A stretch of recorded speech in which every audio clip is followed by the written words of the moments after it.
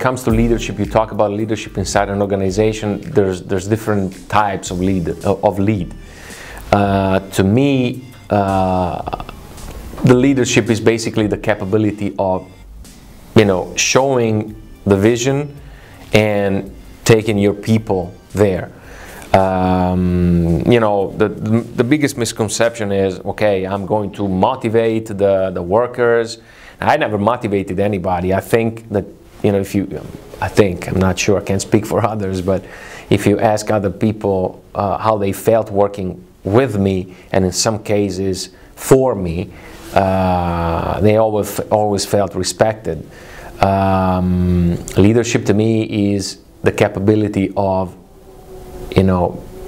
making your case. Go to a place and make your case means that when you get in trouble, you're gonna be in the first line. But you're always behind a curtain until your organization needs it.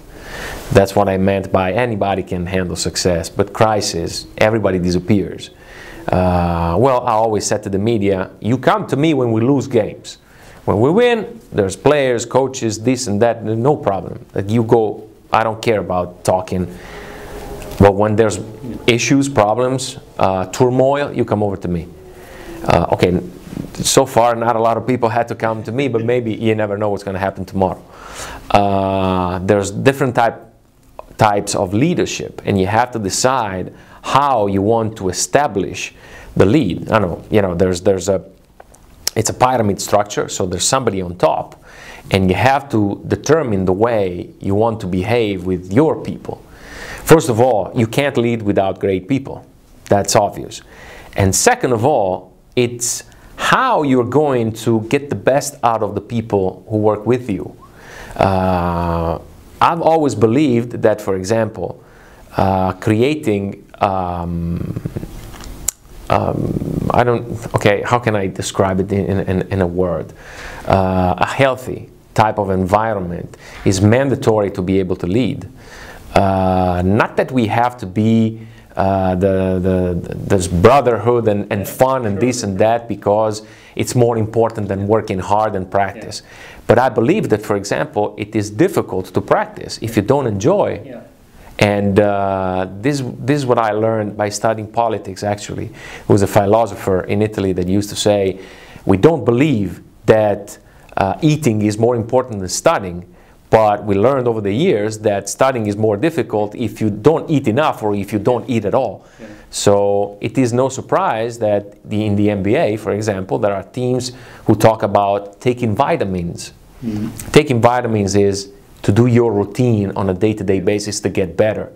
It could be the sponsorship department, it could be the marketing department, the media department, or the team on the court. And in order to have this kind of vision and have people follow and buy in, you need to have a strong set of principles and beliefs. It's not that you're going to wake up tomorrow and say like, okay, I'm going to do this from now on. It doesn't work like that. The principles have to get underneath your skin. I like to share the experience with our players, for example. I understand that, for example, there are people in the organization who come from different cultures and do not like that much that one member of the front office spends so much time talking to players. It happens. I mean, it depends, where you're from, what kind of habits you have, how do you see the manager talking to the players. Sometimes the coaches are like, wow, he's talking to the player, what is he talking about, And you have to respect that. Yeah. And I might disagree, but you still have to respect it. And it is, managing people when you deal with people, you deal with problems. So this is the most interesting, fascinating up to a certain extent thing, but also, like I said, the most difficult. So I remember the first day I said to myself, like, wow, I love to do this. I love doing this. We were on the road, it was 2003, and I think it was the first road win we had. Well, it was the first win overall we had that year in Biella, and I think it was a player's birthday at the same time. So at the end of the game, I was like I had like an off-the-body type of experience, you know. So I was seeing myself in that kind of context, and among people that were satisfied for having achieved the sports result. Yeah. And I'm like, wow, I love doing this. Don't forget that I had left my hometown just to run away from problems. And I got hired by Biella for sure. I got hired, but I also packed my stuff after 2 weeks to leave because I didn't feel like I belonged there. And I ended up staying there 6 years. You never know when an opportunity is going to present itself.